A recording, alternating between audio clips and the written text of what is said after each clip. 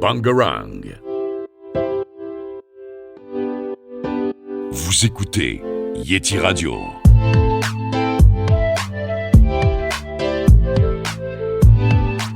Et bonjour à tous, vous écoutiez Radio Bangarang. Donc aujourd'hui, on se retrouve avec Noémie, Julien, Petit K et moi-même. Et donc aujourd'hui, nous avons programmé une interview du chanteur-musicien Petit K. Donc Petit K, je te laisse te présenter. Salut, bonjour à tous. Je m'appelle Petit K. Dans la vraie vie, je m'appelle Kevin, mais il a fallu tout de suite trouver un nom de scène. J'ai 27 ans et je suis auteur, compositeur, interprète. Généralement, je vis entre les Alpes l'hiver et puis le Sud-Ouest l'été. Et voilà, je vacille un petit peu tout ça et j'écris des chansons françaises, plutôt folk, à la gratte, quoi. Donc voilà, ça c'est super. Donc, on vous a programmé quelques questions et je vous propose de commencer. Et à la bonne heure, c'est parti. Alors, première question, donc c'est quand as-tu commencé à faire de la musique? Dans quel but, principalement? Alors, j'ai commencé à l'âge de... en fait, je chantais toute mon enfance, mais j'ai commencé, disons, vers 13 ans à toucher un peu la guitare parce que ma mère avait une guitare, donc j'ai commencé à faire 2-3 accords comme ça. Et puis après, tout de suite écrire mes premières chansons, mais c'était tout pourri à la base. Et puis après, au fur et à mesure, on s'améliore un petit peu, puis on se dit, ah, ça sonne bien. Alors on fait écouter aux copains, puis on fait écouter à la famille, et puis ça va bien, et puis on prend un peu plus confiance, et puis on se prend au jeu. Et puis de fil en aiguille, c'est devenu une réelle, vraie passion qui m'accompagne tout le temps. Et à la base, c'était simplement pour rigoler. Au fur et à mesure, c'est devenu un exutoire. Donc voilà, ça m'a pas quitté depuis ce moment-là. Et du coup, t'as commencé quand à diffuser tes premières musiques? Quand on m'a dit que c'était à peu près potable, non, je sais pas. On va dire que les premières, je me suis dit non, je vais quand même pas publier ça, c'est nul à chier. Et puis après, au fur et à mesure, je sais plus, vers 16-17 ans, je dirais, j'ai fait mes premières covers, mes premières reprises. Et ouais, c'était vers cet âge-là que j'ai commencé à me dire bon, là, peut-être que je vais pouvoir m'enregistrer et les diffuser un peu. Donc voilà, l'époque. Ouais, 16-17 ans, adolescence plus. D'accord. Donc on passe toujours tout de suite à la deuxième question. Donc quand as-tu réellement commencé à diffuser tes musiques? Donc troisième, c'est comment finances-tu tes projets? Est-ce que tu as des petites astuces, comment finances-tu tous tes projets musicaux? Alors, attends, c'était quoi la deuxième question? J'ai une mémoire poisson rouge. La deuxième, c'était quand as-tu commencé? Et la troisième, c'est comment finances-tu tes projets? Comment j'ai commencé? Tout basique, voilà, dans ma chambre, tout seul, à faire mes premières reprises, soit en enregistrant au téléphone ou à la caméra familiale. Et donc voilà, j'ai un peu commencé comme ça. Sans forcément trop de moyens finalement. Je bossais un peu le week-end et tout ça pour me payer une gratte. Après, je me suis acheté un micro, je me suis acheté une petite carte son, j'ai commencé à faire mes petites maquettes à moi, tout petit, de fil en aiguille. Et comment je les finance au fur et à mesure en fait que je diffusais mes musiques et tout ça. Il y a eu des contacts, il y a eu des petits concerts de fil en aiguille. En fait, au fur et à mesure que le projet grossit, on se fait des contacts, on rencontre des gens. Au début, j'ai enregistré un premier EP en financement participatif en 2016, si je dis pas de bêtises, avec Kiss Kiss Bank Bank. Et de là, j'ai rencontré une manager. Cette manager m'a fait signer en maison de disque. Et depuis, cette maison de disque me suit. J'ai signé en artiste en développement. Donc finalement, c'est eux qui développent un petit peu le projet et le déroulement du truc. Et c'est eux qui finalement me financent, quoi. Donc maintenant, c'est rouler jeunesse, quoi. C'est du bonheur, c'est les idées, elles viennent tout seules. Et si le projet tient debout, voilà, il y a des financements derrière. D'accord. Julien, tu avais une question? Oui, est-ce que tu chantes seul ou est-ce que tu appartiens à un groupe? Je chante seul. En fait, j'ai commencé par un groupe au début lycée, mais en fait, on s'est tous un peu quittés parce que les études et tout ça. Et en fait, très très vite m'est venue l'idée de faire mes chansons à moi parce que j'aimais bien l'idée de défendre un projet seul sur scène, ça me plaisait énormément. Et puis de construire un peu un personnage sur scène et tout ça, c'était quelque chose qui m'intéressait vraiment. Et j'ai toujours été très très très fasciné par les artistes qui sont seuls sur scène. Que ce soit, je sais pas, Passenger, n'importe qui, Vianney, tout ça, qui arrivent à se suffire à eux-mêmes via des machines, ou la M par exemple qui fait très très bien ça. Je trouve que les artistes qui se suffisent à eux-mêmes, c'est énorme parce que d'autant par le talent musical, le charisme et tout ça, ils arrivent à faire un show de 2 heures, 1 heure et demie, 2 heures à eux seuls. Et c'était un petit peu ça qui me fascinait dans la musique. Donc voilà, j'ai voulu approfondir dans ce sens-là.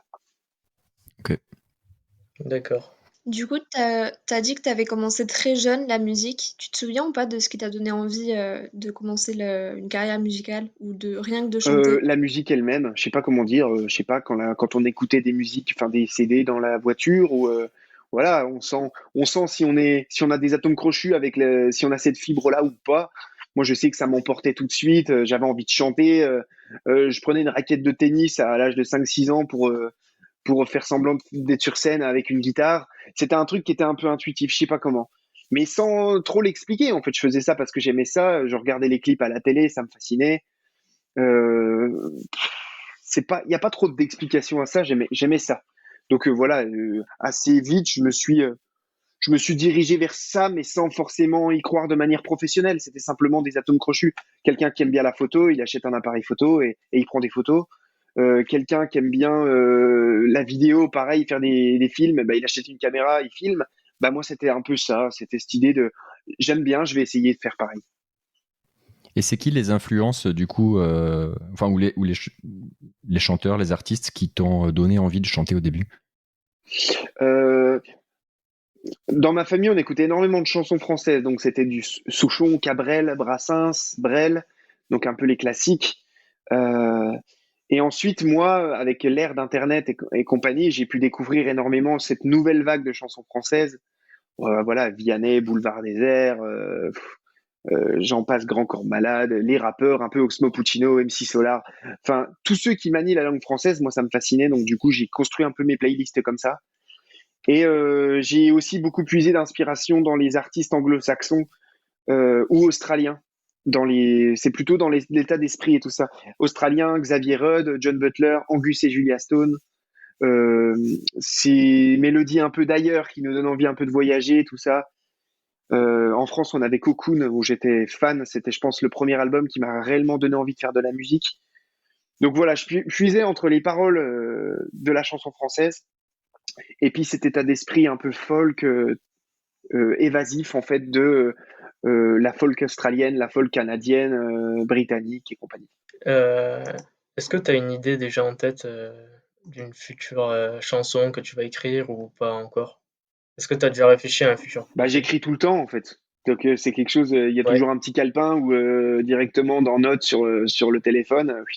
On écrit une phrase, on écrit un mot, et puis finalement, 2 jours plus tard, on a une mélodie, puis on revient dessus, alors on l'enregistre au dictaphone, et puis on se perd un peu là-dedans, puis on retrouve des mélodies qu'on a fait une semaine après. C'est un bordel pas possible, mais des fois ça donne naissance à des chansons, et des fois réussi, des fois pas.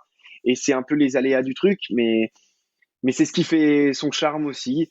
Donc je peux pas déterminer s'il va y avoir une musique prochainement ou pas qui va sortir comme ça. Après là, prochainement, on va enregistrer des musiques qui sont déjà écrites et qu'on va enregistrer pour le Mhm. second opus, là, le second EP. Donc ça, ce sera courant juin, quoi. D'accord. Ok. Et du coup, quand tu fais pas de musique, t'as d'autres activités à côté ou... Ouais, alors moi, je vis pas de la musique encore pour le moment. J'ai signé en label, mais le projet est trop petit, en fait. C'est encore trop. Même si ça marche plutôt bien, ça suffit pas pour en vivre, et surtout en période de pandémie mondiale, c'est une galère pas possible. Donc, bah, il faut bien vivre d'autres choses, tout ça. Donc, moi, je passe des formations professionnelles à côté. L'hiver, je suis moniteur de ski, donc en Savoie. Donc, cet hiver, j'étais pas moniteur de ski non plus. Euh, et puis l'été, généralement, je travaille dans le sud-ouest. Ça dépend. Donc, l'année dernière, j'étais responsable d'un bar dans un surf camp, dans un camp de surf. Et là, cet été, je vais faire quelques concerts et je vais retourner un petit peu dans ce camp de surf aussi bosser. Donc voilà, j'ai quelques petits métiers à côté, mais à côté de ça, qui me donnent de la place pour faire et des concerts, et composer, et enregistrer en studio. Et donc voilà, j'essaye de toujours jongler avec ces deux trucs-là pour pouvoir vivre correctement. Donc, est-ce que avant de nous quitter, tu aurais un petit message pour nous, genre une citation, un encouragement, quelque chose qui t'a donné de la patate à nous dire? Qu'est-ce qui m'a donné la patate? La passion avant tout et voilà, vous êtes aussi une jeune web radio et vous avez la passion de ça et moi ce que j'ai juste envie de dire c'est que votre web radio grossit et grossisse encore et puis de toute façon quand on croit à un projet, de toute façon on va toujours s'en donner les moyens pour le faire réussir et le faire grossir. Donc je vous souhaite et je me souhaite aussi de développer sans cesse et puis de toujours accroître notre projet pour que finalement arrivent les bonnes choses derrière. Mais de toute façon, il n'y a pas de, il y a pas de secret. Si on y bosse pour, ça peut que marcher. Nickel, merci. Et enfin, sur quel pied danser? Et c'est une bonne question. Et là, ça dépend, les droits, le gauche, les deux. On peut alterner des fois, on peut faire des petits pas de côté, chalouper, en avant, en arrière. On peut danser le folklore breton, on fait ce qu'on veut, quoi.